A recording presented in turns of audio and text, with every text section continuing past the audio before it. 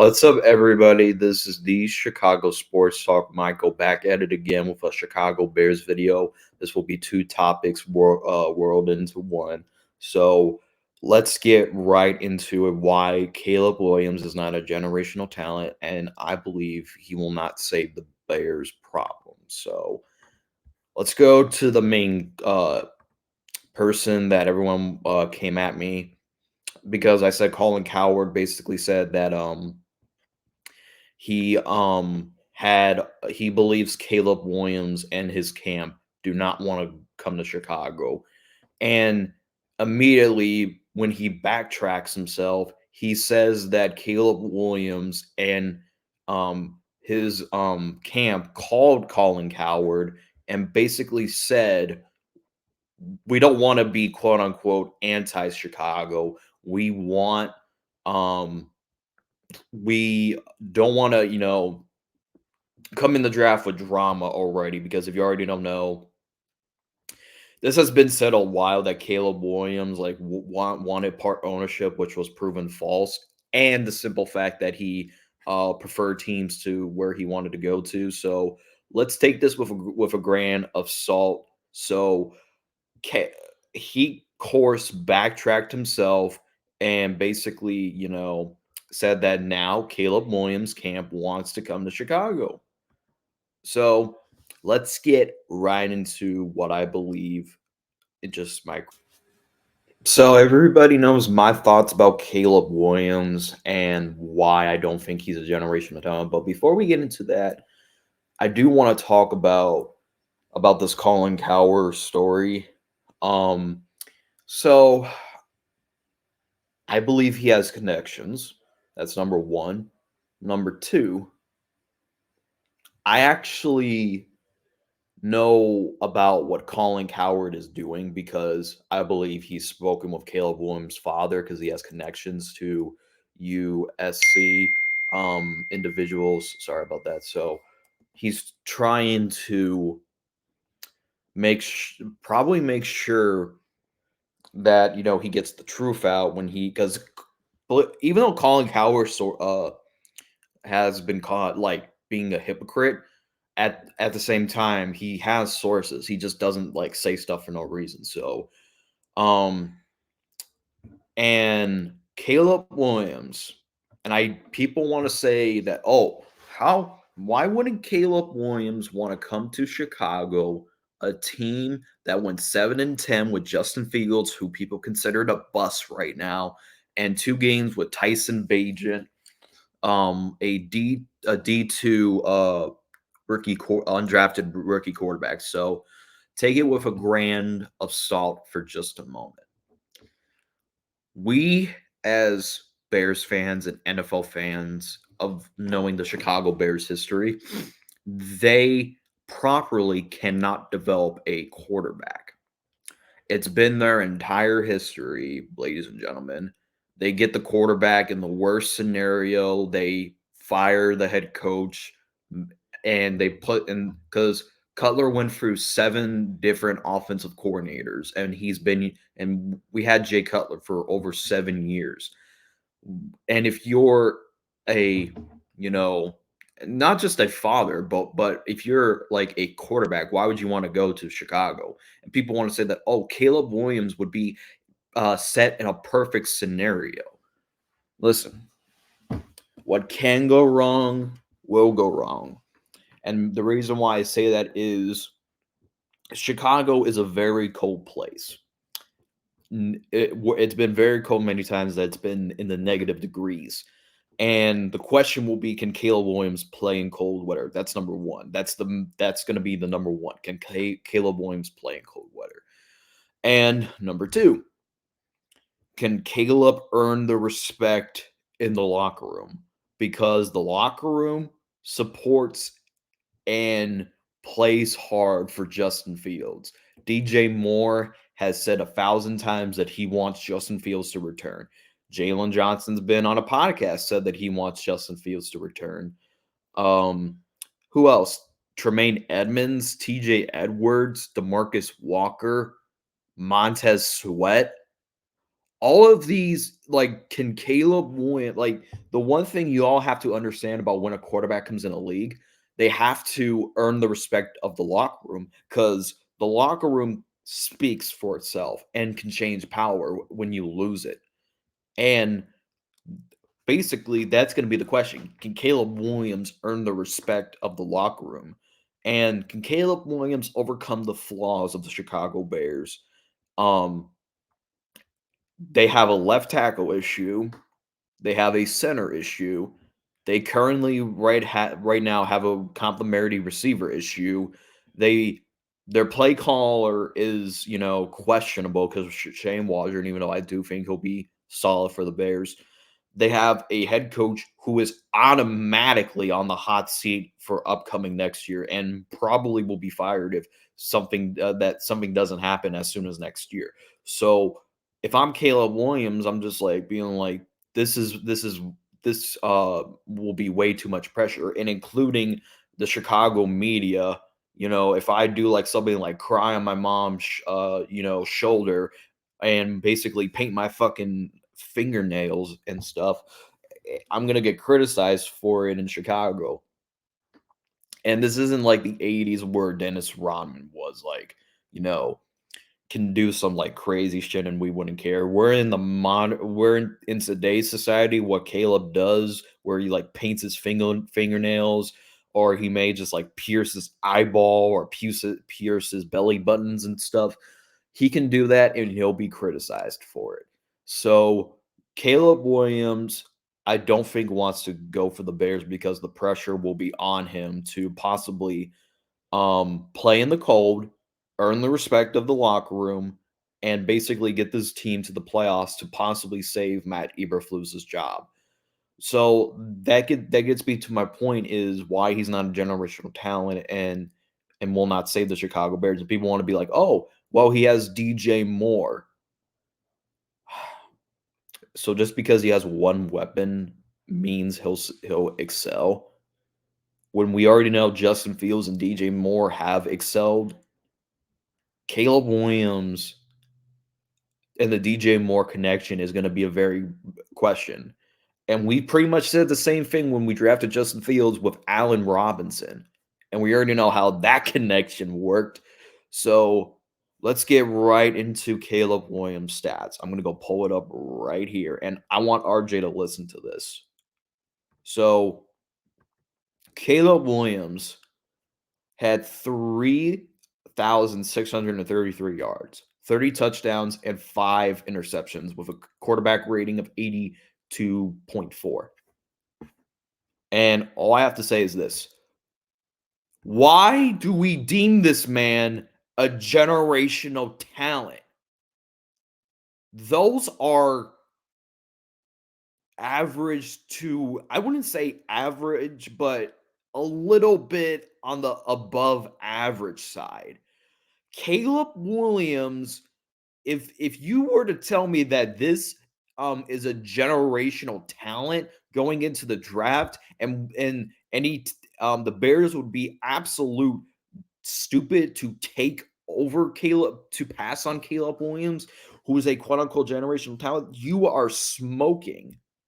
Caleb Williams, even though he does those little fancy dancy side arms, those fancy dancy stiff arms when he's like escaping the pocket, escaping pressure. Like if he went up against an elite defense like what he did in Notre Dame, he's going to get sacked and he's going to throw a lot of interceptions. And it's going to be exactly the same thing like Justin Fields did his rookie year. So let's get to what I believe that people are not crowning a generational talent. And no, it's not Bo Nix. It is Jalen Daniels, quarterback out of LSU. So let's look at his stats. 3,812 passing yards, 40 touchdowns, and 4 interceptions. Why isn't he being deemed generational, folks? Those are way better stats than Caleb Williams. And he won the Heisman Trophy, even though that should have been Michael Penix. But regardless, it happened. So why isn't Jalen Daniels being considered a quote unquote generational talent. He and I'm going to be honest, he's already light years better than Caleb Williams ever was. Why isn't he a generational talent? I'd rather have Jalen Daniels right now over Caleb Williams if I'm being honest. And let's get to another quarterback. And it's actually Bo Nix. And honestly, look at this 4,508 passing yards, 45 touchdowns, and only 3 interceptions.